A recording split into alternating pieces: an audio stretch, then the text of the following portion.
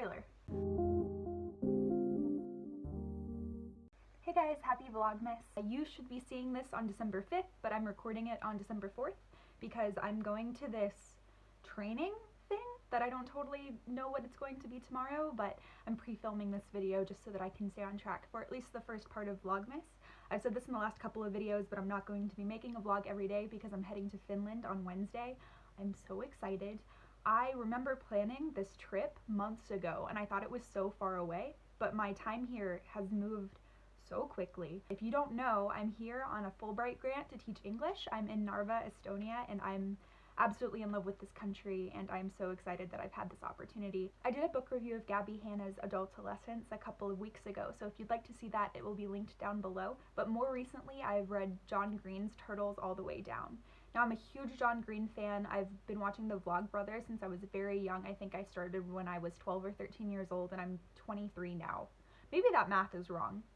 It's entirely possible that that math is wrong. I have no idea if they've actually been on YouTube for that long. We'll find out. I'm a fan of the way that he builds characters, but I'm not someone who has frequented young adult fiction since I went to university, since I went to college.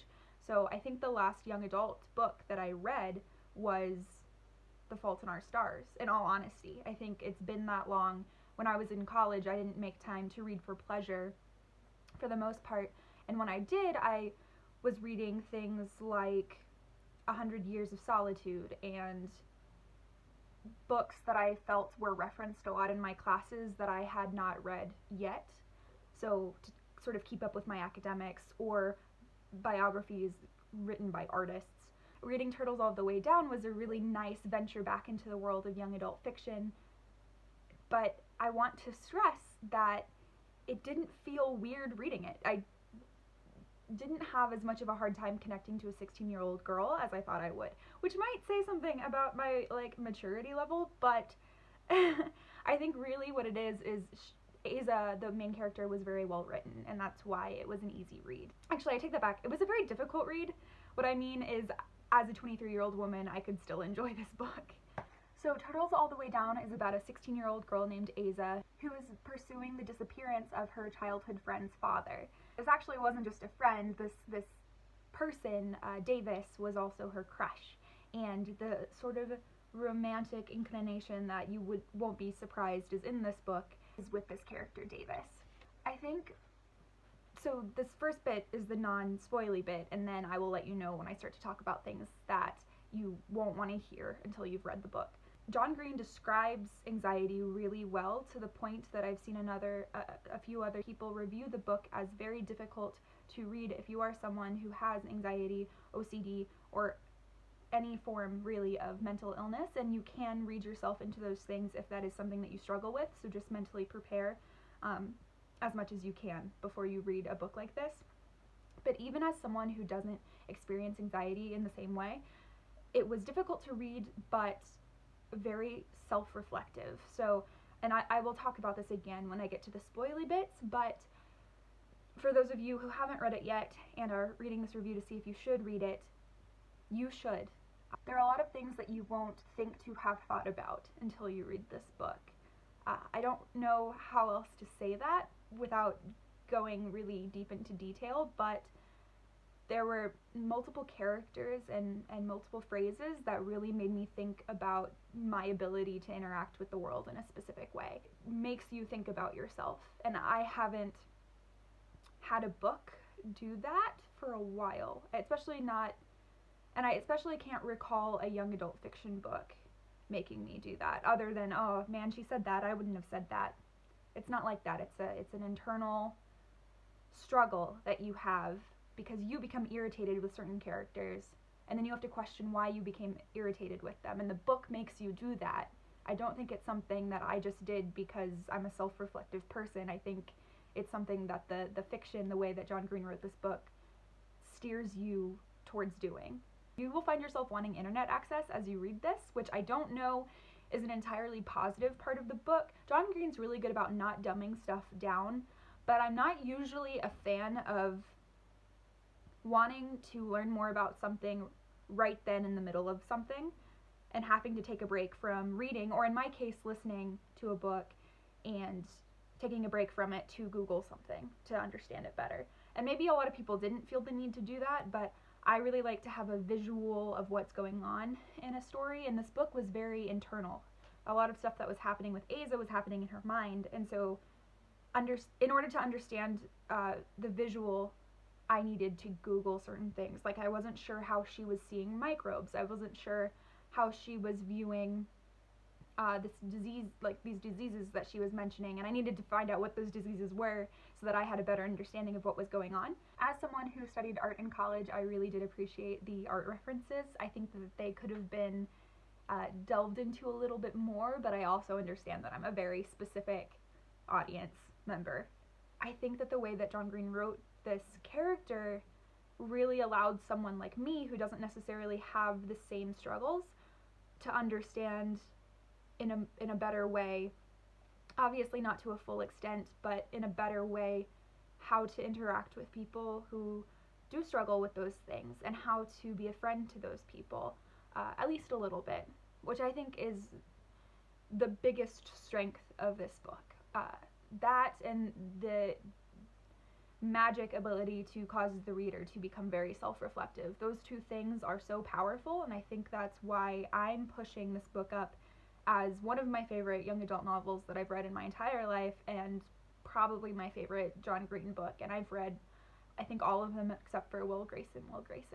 What I did struggle with was sometimes when the specific thoughts were being described, they were described in such depth that I had to play it over again, because I would find my mind sort of wandering away from the book.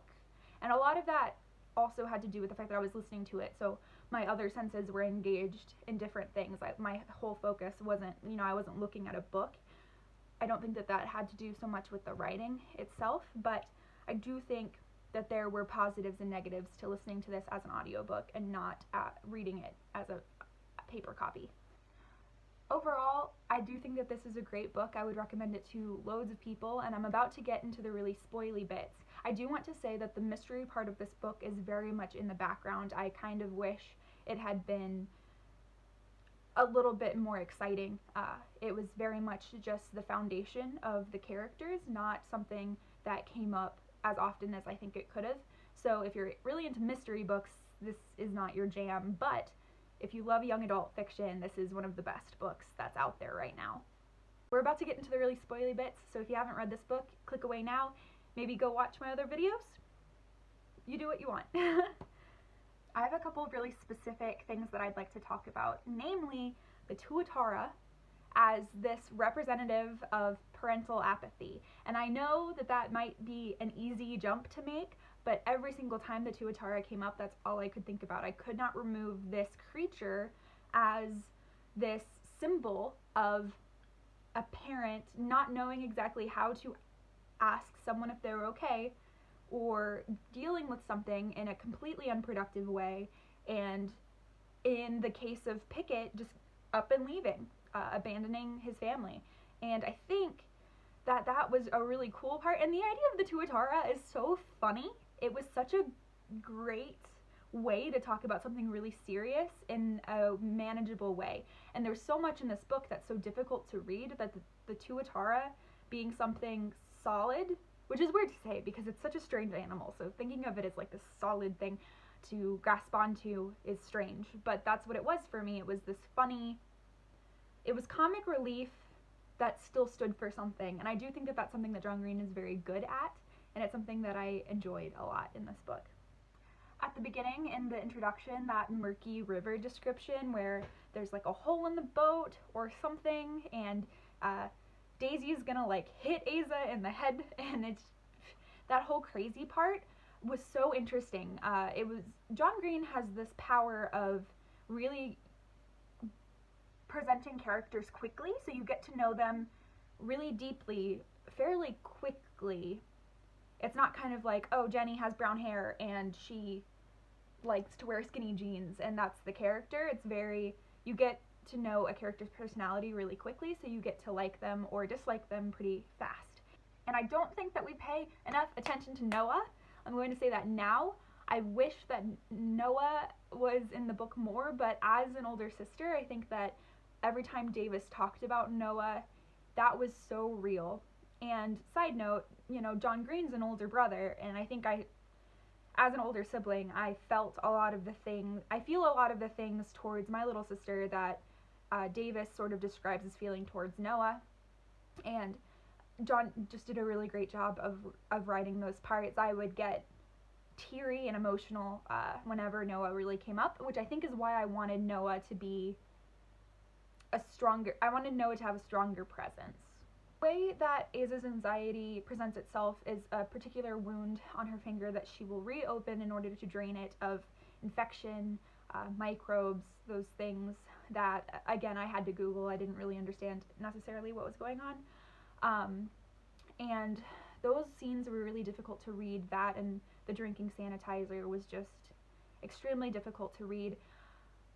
And he did a really good job of putting that into context with Aza, and I do think it's a really similar example of a broader way that many people experience anxiety. So, some people pull their hair, and some people will pick at things over and over and over again on their bodies, and he picked something that you could see in your mind and immediately connect it to however you or someone experiences anxiety.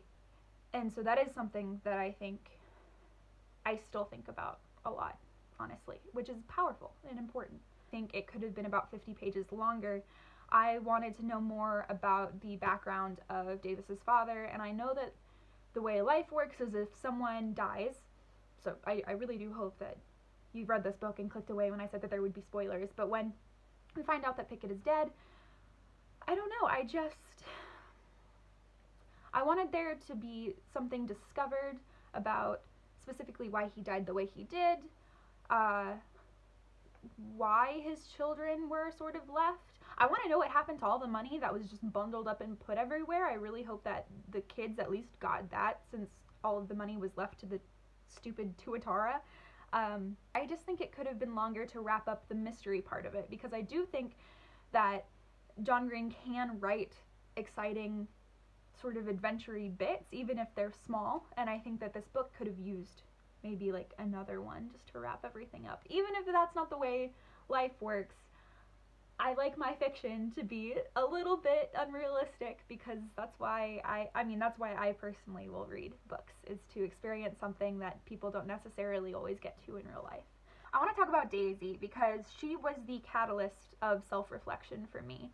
So when I talk about this book as a book that highly promotes self-reflection, I mean Daisy, because she irritated the crap out of me the whole time I was reading her character, until he makes her redeemable. And when she describes why she thinks it's important that she takes the money, and why she thinks it's fine for her not to really be thinking about other people because it's a privilege to get to think about other people, and all of those things, it really hit home. It really made me think about why I was irritated with her when I was making all of these assumptions about her, in the same way that Aza was, and how I really didn't care about her life in the same way that Aza didn't really care about her life. And it's not that Aza didn't care, it's more that Aza was so in her own head that she didn't have time or wasn't able to ask.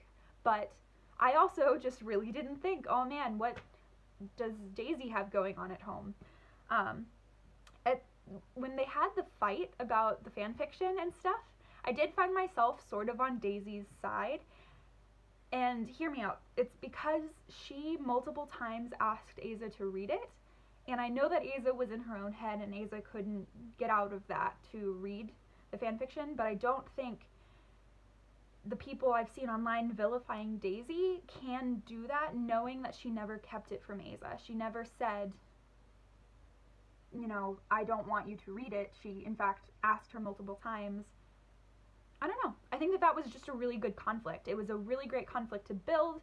It was really difficult to feel more for one person than the other person, which is how a lot of pure friend fights happen. You can't, you get frustrated at yourself for being in the wrong, but also don't see the other person as wholly in the right. And so that struggle was really well depicted and very truthful and honest. It's important to note that Daisy had this really big following online, but the person that she loved enough and she wanted feedback from was her best friend Aza. And so not getting that was probably really difficult, especially seeing all of the positive comments coming from total strangers. Imagine a world where you are getting positive reinforcement and encouragement from people you don't know, yet the one person that you really care about completely ignores such a huge part of your life. Like, it was a really great addition to Daisy's character and was very important, and I'm so glad that she exists as a character, and she's probably the person that I think about the most still when I think about Turtles All the Way Down. This is a young adult classic in my eyes, and it's one completely worth sharing, and I will do so. I am very glad that I read it, and I'm glad that I read it while I'm on this trip, because I'm experiencing so much and I'm learning so much about myself that reading something that really encourages a new way of thinking about how other people experience the world in reference to how I experience the world and vice versa is really cool. And so I'm just very glad that this book exists, and I'm grateful that I was able to read it. If you liked this, then you can subscribe to my YouTube channel. I make travel videos every Monday about my time here in Estonia, and next Monday there should be some stuff from Finland because I'm going there this week. I'm so excited. And I am attempting to do sort of my own version of Vlogmas where I just post more than usual. I'm hoping to read The Hate You Give, so yeah, if you like this, please leave a comment. I would like to see a conversation happening. Do you have any suggestions for what I should read? Just let me know, and I hope that you have a great day and a wonderful December. Thanks for watching.